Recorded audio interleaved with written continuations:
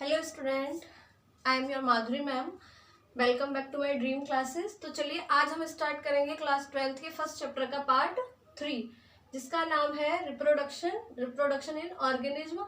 आपका टॉपिक है vegetative propagation. हमने एसेक्सुअल रिप्रोडक्शन पढ़ लिया था, सेक्सुअल के बारे में भी जान लिया था और एसेक्सुअल के टाइप्स भी पढ़ लिए थे। यहाँ पे आज हम पढ़ेंगे वेजिटेटिव रिप्रोडक्शन, यानी वेजिटेटिव मीन्स प्लांट्स में किस तरीके से जनन होता है। तो प्लांट्स का जो कायिक प्रवर्धन होता है, वेजिटेटिव प्रोपेगेशन को कहते हैं कायिक प्रवर्धन। तो प्लांट्स में जो कायिक प्रवर्धन होता है तो वो प्लांट्स के कायिक अंग द्वारा ही होता है। तो पहले कायिक अंग को जानेंगे। कायिक अंग को कहते हैं सोमैटिक पार्ट या vegetative part. Root, stem, leaf and bud. यानी रूट क्या होता है उसका? कायिक अंग होता है। स्टेम भी कायिक अंग होता है, लीफ भी और बड भी। यानी जब कोई प्लांट के सोमैटिक पार्ट से किसी नए पौधे का निर्माण होता है उसे कायिक प्रवर्धन कहते हैं। ठीक है। अब वो पार्ट अलग अलग हो सकते हैं, जैसे मैंने यहाँ पे दिए, जैसे कि राइजोम होता है, राइजोम से बनाना बनता है। ट्यूबर होते हैं, ट्यूबर से क्या बनते हैं? पोटैटो बनता है। ठीक है। जिंजर बनता है, ये सब बनते हैं। ठीक है। एक आता है आर्टिफिशियल मेथड। यहाँ पे आप वेजिटेटिव प्रोपेगेशन समझ गए होंगे। आर्टिफिशियल मेथड वो होता है जिसमें रिप्रोडक्शन नहीं हो रहा है, कराया जा रहा है। यानी दो पौधों का रिप्रोडक्शन कराया जा रहा है। इसमें हम नए तरीके का प्लांट बनाने के लिए कर सकते हैं। जैसे कि आपने एक फल देखा होगा जिसको बोलते हैं किन्नू, है ना। वो ऑरेंज जैसा होता है ना, मौसमी जैसा होता है। ठीक है। तो ऑरेंज और मौसमी जो है उन दोनों का संलयन करके जायगोट बनाया और जिससे क्या बना? किन्नू बना। इस तरीके के काफ़ी सारे फल होते हैं, इनको आर्टिफिशियल फ्रूट्स भी बोला जाता है। ठीक है। इसके अंतर्गत क्या होता है? आर्टिफिशियल मेथड के अंतर्गत, इसके अंतर्गत मनुष्य द्वारा बनाई गई तकनीकों का इस्तेमाल किया जाता है और उनके प्लांट्स के सोमैटिक पार्ट से नए पौधे को जन्म दिया जाता है। तो इसमें आप क्या लिखेंगे? इसको कहते हैं हॉर्टिकल्चर।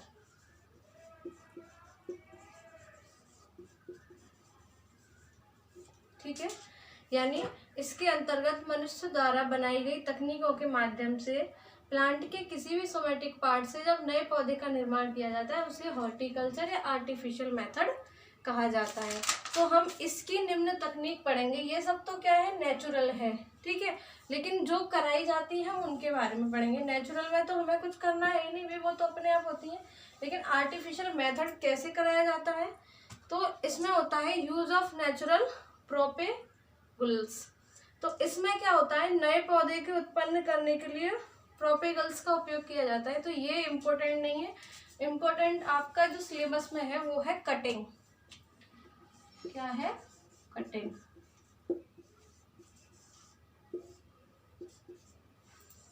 कटिंग में क्या करते हैं? जब किसी पौधे के अंग को काटकर किसी दूसरे पात्र में या दूसरे पॉट में लगा दिया जाता है, वहां पे नए पौधे का निर्माण होता है। जैसे मान लीजिए ये एक क्या है, मैंने फ्लावर पॉट बनाया है,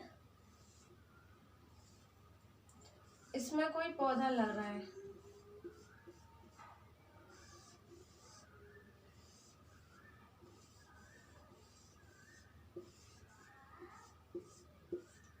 ठीक है।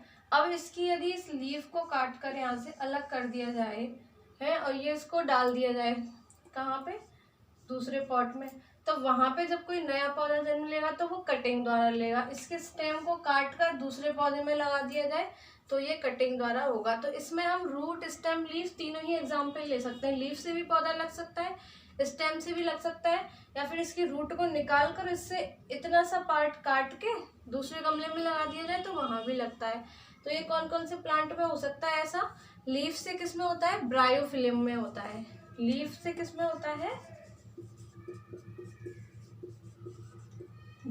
ब्रायोफिलम होता है शायद, हाँ, ब्रायोफिलम। ठीक है। और रूट से किस में होता है? रूट से पढ़ेंगे हम ब्लैकबेरी,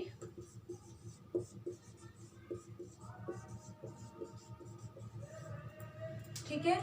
और स्टेम से किस में होता है? लेमन में। रूट से भी होता है लेमन में और स्टेम से भी होता है, दोनों में ही होता है। ठीक है, तो कटिंग का मेथड आप समझ गए। यहाँ पे कटिंग यानी किसी भी पौधे के भागों को कट करके किसी दूसरे पात्र में लगाया जाता है और वहाँ पे जब एक नया पौधा विकसित होता है उसे हम क्या कहते हैं, कटिंग कहते हैं। दूसरा मेथड आता है लेयरिंग।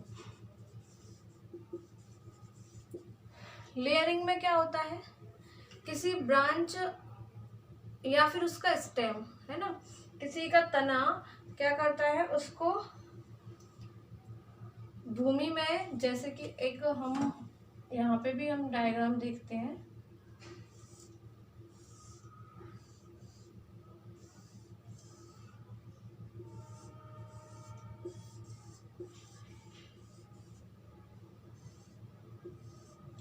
अब यहाँ से हमने क्या लिया लेयरिंग के लिए, लेयरिंग को हिंदी में कहते हैं दाब लगाना। क्या कहते हैं, दाब लगाना। तो यहाँ से जैसे इसमें से जो स्टेम निकल रहा है इसको हम क्या करते हैं, किसी दूसरे पॉट में क्या करते हैं, लगा देते हैं। ठीक है, अब ये यहाँ पे लग गया। करीब 30 से 35 दिन के बाद इसके स्टेम में क्या हो जाता है, अंकुरण स्टार्ट हो जाता है। इसके जो स्टेम में रूट निकलना स्टार्ट हो जाता है और रूट निकलने लगती है, वहीं पे क्या होता है, एक नया प्लांट जन्म ले लेता है। इसको कहते हैं हम लेयरिंग यानी दाब लगाना। नहीं, जब कोई किसी पौधे के स्टेम को, तने को किसी दूसरे गमले में या पॉट में क्या कर मिट्टी में दबा के रख दिया जाता है, करीब कितने दिन के लिए, 30 से 35 दिन के लिए, तो उसमें अंकुरण स्टार्ट हो जाता है और एक नया पौधा विकसित हो जाता है। ठीक है, अगली विधि आती है ग्राफ्टिंग।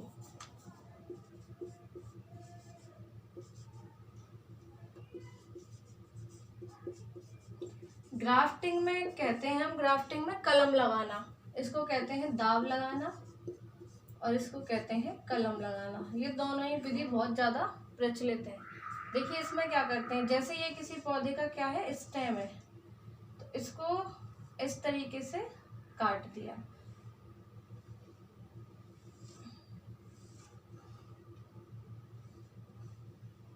ये एक पौधे का स्टेम है, ये दूसरे पौधे का स्टेम है, यानी 1 और 2।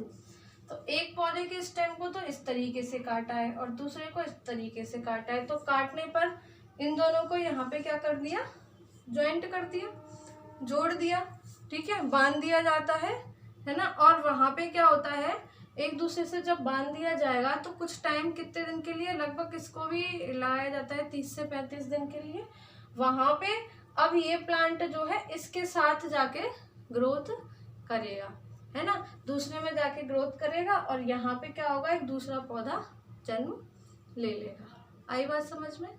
कलम लगाने का मतलब क्या होता है, हमने किसी का स्टेम निकाल लिया, ठीक है, और स्टेम को ऐसे तिरछा कट कर लिया, तिरछा कट किया और तिरछा कट करके दूसरे प्लांट के स्टेम के साथ उसे ऐसे ही जोड़ दिया।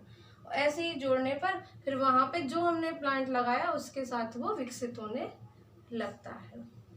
ठीक है, ये केवल उन्हीं प्लांटों में किया जाता है जिनमें कैम्बियम पाया जाता हो। किनमें, जिनमें कैम्बियम हो। उसके ऊपर से छाल को हटा दिया जाता है तो कैम्बियम दिखता है और कैम्बियम से दूसरा कैम्बियम जुड़ जाता है तो वहां पे क्या हो जाता है, टिश्यू जो है वो डेवलप होने लगते हैं। तो इसमें ऐसे भी हो सकता है, जैसे ये किसी गमले में लगा हुआ है, यहाँ पे दूसरा पॉट है, उसमें ये प्लांट जा रहा है तो इसमें इसको जोड़ दिया, यहाँ पे दोनों को जोड़ दिया और जोड़ने पे क्या हुआ, यहाँ पे वो पौधा विकसित होने लग जाता है। ठीक है, अब यहाँ से इस तरीके से पौधा निकलेगा, इसको कहते हैं ग्राफ्टिंग यानी कलम लगाना। एक आता है air layering. Layering, air layering कह सकते हो या उसको गुटिल कह सकते हो या मोर कॉटेज कह सकते हो। इसमें क्या होता है, इसमें सॉइल लेयरिंग में क्या होता है कि हम उसके स्टेम को मिट्टी में दबा देते हैं। ठीक है, मिट्टी में दबा देते हैं और फिर एक नया पौधा निकलने लग जाता है। अब एयर लेयरिंग में बोल रही हूँ, इसमें मैं भूल गई, लेयरिंग के बाद ही एयर लेयरिंग आता है तो आप उसको पहले लिख लीजिएगा। ठीक है, ये सॉइल लेयरिंग है और वो एयर लेयरिंग है। एयर लेयरिंग में क्या होता है, जैसे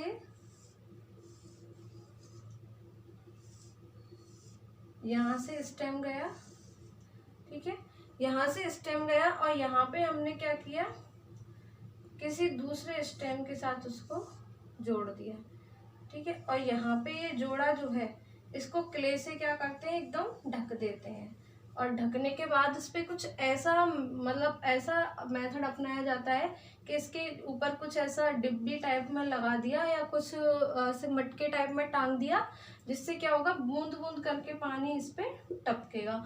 और जब पानी इस पे टपकेगा और ऊपर इस पे क्ले लगी है, तो उसमें जो स्टेम है, अंदर जो कैम्बियम है, वो क्या करेगा, अंकुरण हो जाएगा, अंकुरित होके एक नया पौधा जन्म लेगा। आई बात समझ में? इसको कहते हैं हम एयर लेयरिंग। ग्राफ्टिंग आ गया समझ में? अभी तक हमने 4 विधि पढ़ी, cutting, soil layering, air layering और ग्राफ्टिंग, ठीक है। अब आता है बड ग्राफ्टिंग। बड ग्राफ्टिंग में जो पेड़ के स्टेम या जड़ को हम टी शेप में काट देते हैं। 14 क्या है,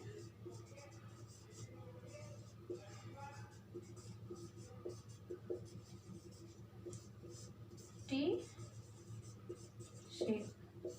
टी शेप में क्या कर दिया जाता है, कट कर दिया जाता है। इसमें क्या करते हैं, उसकी किसी भी पेड़ की रूट लेते हैं, पौधे की रूट लेकर उसके ऊपर से छाल हटा के उसको टी शेप्ड में कर लेते हैं, यानी कैम्बियम बिल्कुल हटा दिया जाता है। और फिर उसको एक कंटेनर में रख दिया जाता है जहाँ पे सॉइल होती है, ठीक है। अब वहाँ पे रख दिया, ठीक है। अब वहाँ पे, या फिर हम उसको बड भी ले सकते हैं, उसकी बड मैंने आपको पहले बताई थी, सेक्सुअल रिप्रोडक्शन में बड क्या होती है, बड ले ली और उसकी छाल को उससे अलग कर दिया, कैम्बियम निकाल दिया, वहां पर उसको टी शेप में काट दिया। और टी शेप में अब उसमें कैम्बियम दिख रहा है तो उसको मिट्टी के अंदर दबा दिया, और फिर यहाँ पे क्या होगा, एक नया पौधा विकसित होने लगता है। किससे? बड से, ठीक है। ये होती है इसकी टोटल कितनी विधि पढ़ी हमने, 5।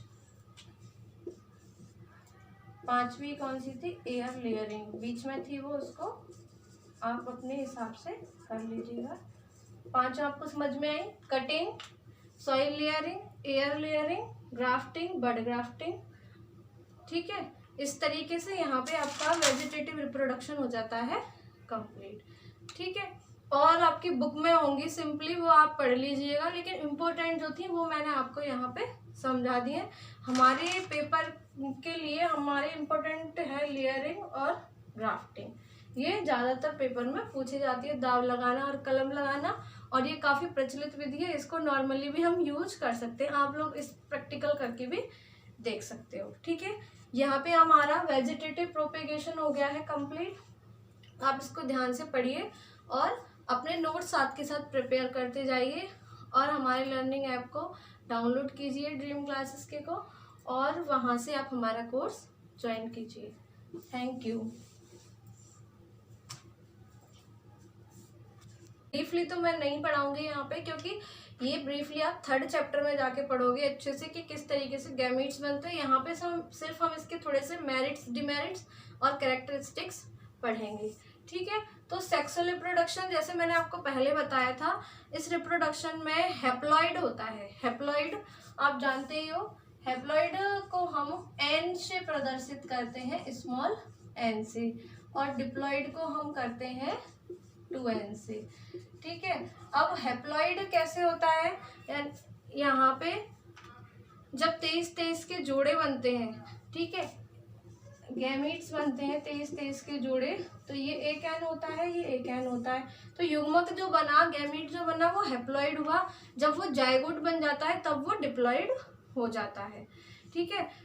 आई बात समझ में? रिप्रोडक्शन के इस मेथड में हैप्लॉइड गैमीट अगुणित एन बनते हैं, ठीक है, जो फ्यूजन के बाद डिप्लॉइड यानी द्विगुणित हो जाते हैं, ठीक है, और जाइगोट बन जाता है। ये रिप्रोडक्शन आपका सेक्सुअल रिप्रोडक्शन होता है। तो सेक्सुअल रिप्रोडक्शन को हम सिंगेमी, सहजनन भी कहते हैं, एम्फीमिक्सिस, उभय मिश्रण भी कहते हैं, ठीक है। अब यहाँ पे यानी कि एक लिंगी, द्विलिंगी और उभयलिंगी होते हैं। तो एक लिंगी कैसे, यानी एक ही पौधे में स्वजनन जो होता है, ठीक है, और द्विलिंगी जहाँ पे एक पौधे में दोनों पार्ट प्रेजेंट हो। तो वो हम इससे अगले चैप्टर सेकंड में पढ़ेंगे। यहाँ पे जो मैंने आपको बताया, हम इसके कैरेक्टरिस्टिक्स देखते हैं। तो कैरेक्टरिस्टिक्स क्या है इसके,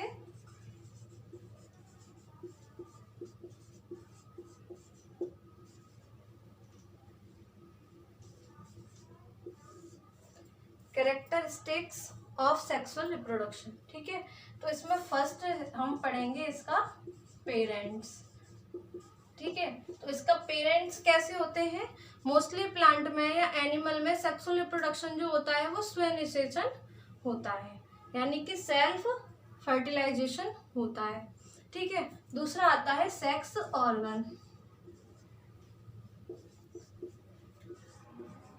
यानी इसमें क्या होता है, मोस्टली प्लांट जो होते हैं, एनिमल होते हैं, उनमें जो रिप्रोडक्शन होता है बाई पेरेंटल होता है और कुछ में स्वनिषेचन होता है। बाई पेरेंटल कैसे होता है, जैसे नर और मादा अलग अलग होते हैं, और कुछ में क्या होता है, स्वनिषेचन भी होता है। सेक्सुअल रिप्रोडक्शन में क्या होता है, दो पेरेंट सेल होती हैं, सेक्स ऑर्गन में दो पेरेंट सेल होती हैं, और दोनों में अलग अलग ऑर्गन उनके होते हैं, जैसे नर में टेस्टिस और मादा में ओवरी होना आवश्यक है, जिसको हम एंड्रोसियम और गाइनोसियम कहते हैं।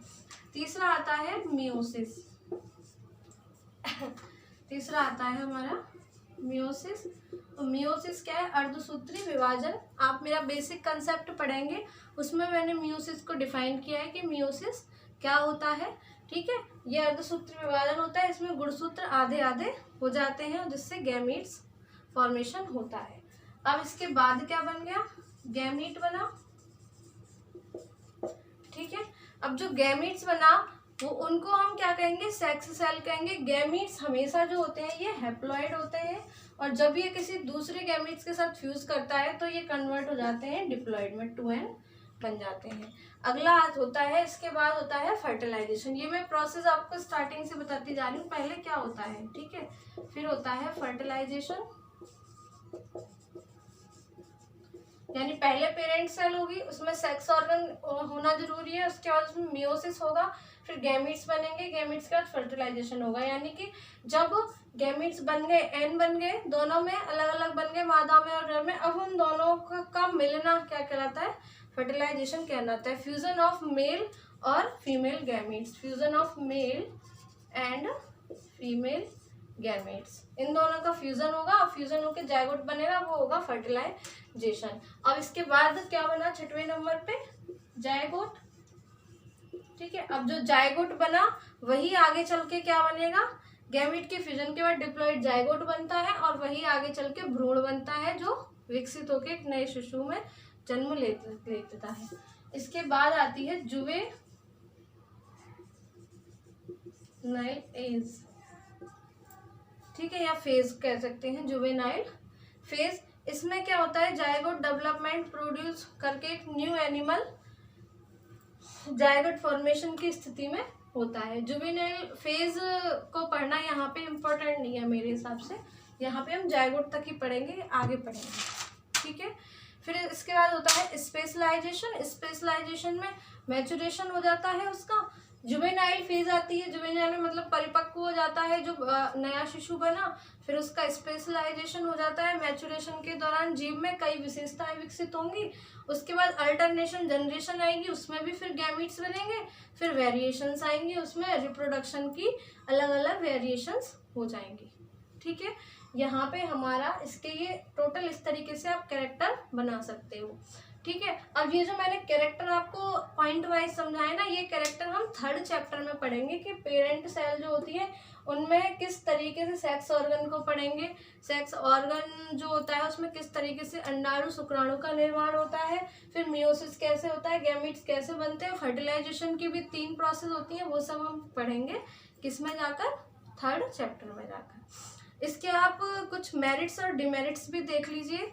मेरिट्स और डिमेरिट्स क्या होते हैं, हर चीज के कुछ गुण अवगुण होते हैं, ठीक है। तो इसके भी कुछ मेरिट्स और डिमेरिट्स होते हैं। तो पहले थोड़े से मेरिट्स पढ़ लेते हैं, क्योंकि कभी कभी एग्जाम में आ जाते हैं। तो यूनिफॉर्मिलिटी पॉपुलेशन, यानी ये समरूपता को बढ़ावा देता है, ठीक है। दूसरा इसमें जीवन शक्ति और सामर्थ्य होती है।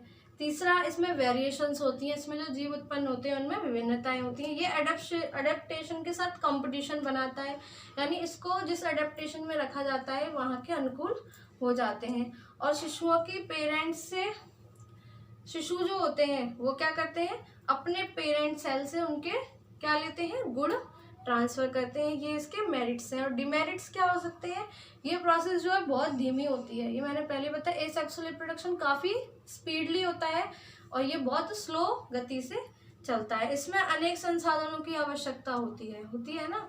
यानी कि जब शिशु गर्भ में आता है तो वो 9 मंथ होता है, तो उस टाइम पीरियड में काफ़ी संसाधनों की जरूरत होती है, हॉस्पिटलिटी, सब चीज़ों की आवश्यकता होती है। इसमें 2 पेरेंट सेल की आवश्यकता होती है, तो इसलिए ये बाई पेरेंट सेल है। इसमें फर्टिलाइजेशन एक संयोग ही है, यानी फर्टिलाइजेशन जो होता है ना, ये ऐसा नहीं है कि इसको कराया जा सकता है, ये संयोगवश होता है। इसमें ये नहीं कह सकते कि यह पक्का है कि यहाँ पे फर्टिलाइजेशन होगा और शिशु जन्म लेगा ही, ठीक है। और ये एक उच्च स्तर का कंपटीशन भी इसको कह सकते हैं। अभी जब आप मानव स्वास्थ्य पढ़ेंगे 4th चैप्टर, उसमें आप इसके बारे में पढ़ेंगे कि कितने ज़्यादा पेरेंट ऐसे होते हैं जिनका गर्भपात हो जाता है या जिनके संतान जन्म लेते हैं, इनमें फर्टिलाइजेशन की प्रोसेस नहीं होती है। आजकल ये प्रॉब्लम काफ़ी चल रही है, जिसके कारण टेस्ट ट्यूब बेबी और बहुत सारे मेथड अपनाए जाते हैं, ठीक है।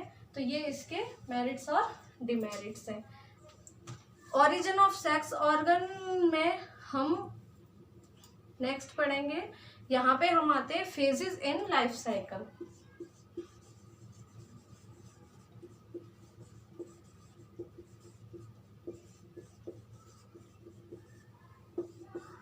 Phases in life cycle. तो अब इसमें ये इम्पोर्टेंट फेज है, ध्यान से पढ़िएगा। इसमें क्या होता है, सेक्सुअल रिप्रोडक्शन ऑर्गेनिज्म में लाइफ साइकिल की टोटल 3 फेजेस होती हैं। तो पहली जो फेज होती है वो होती है जुवेनाइल फेज,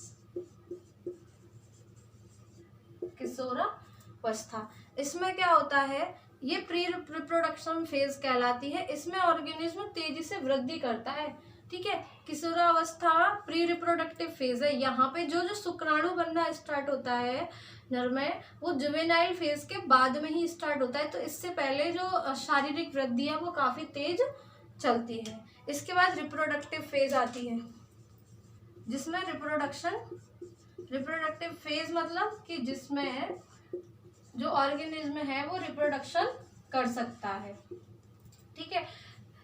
जुवेनाइल फेज के बाद रिप्रोडक्टिव फेज आती है, यानी कि जनन अवस्था। जनन अवस्था में क्या होता है, जिसको प्रजनक चरण कह सकते हैं, फेज है। इसलिए रिप्रोडक्टिव फेज में शुक्राणु बनने लगते हैं, अंडाणु बनने लगते हैं, जिससे रिप्रोडक्शन हो सकता है। तो ये जीव की वयावस्था होती है, जिसको हम यौवन आरंभ कह सकते हैं। इसीलिए आपको पता है गवर्नमेंट ने लड़की की जो शादी की उम्र है वो 18 साल और लड़के की 21 साल रखी है, ठीक है। तो ये शुक्राणु और अंडाणु क्या होता है, ये जुवेनाइल फेज के बाद स्टार्ट होते हैं। अंडाणु नहीं, सॉरी, शुक्राणु, ठीक है। अंडाणु तो गर्भ से ही स्टार्ट हो जाता है, लेकिन शुक्राणु जो होते हैं वो जुवेनाइल फेज के बाद बनना स्टार्ट होता है। तो इसमें क्या होता है, रिप्रोडक्टिव फेज में जुवेनाइल फेज के बाद जो गैमीट्स बनना स्टार्ट हो गया, ठीक है। गैमीट बन गए, गैमीट के बाद उनका फॉर्मेशन हो रहा है। तो यदि उनको क्या मिल रहा है, एग मिल रहा है, ओवम मिल रहा है, तो वहाँ पे इजीली जाइगोट बन जाता है, ठीक है। तो ये होती है इसकी रिप्रोडक्टिव फेज, ठीक है। इसको ये 2 तरीके की होती है, 2 प्रकार की होती है। नंबर 1 मोनोकार्पिक और दूसरी होती है पॉलीकार्पिक।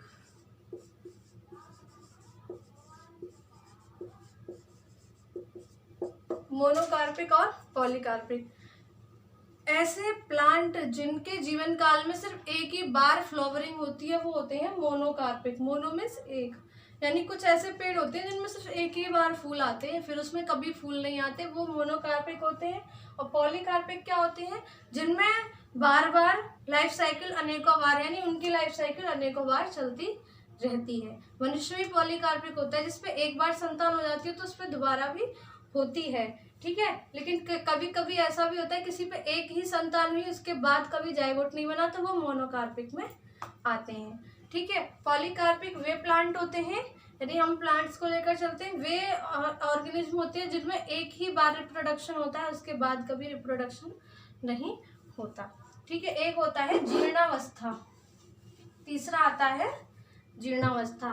तीसरा क्या, इसका टाइप्स जो है जीर्णावस्था,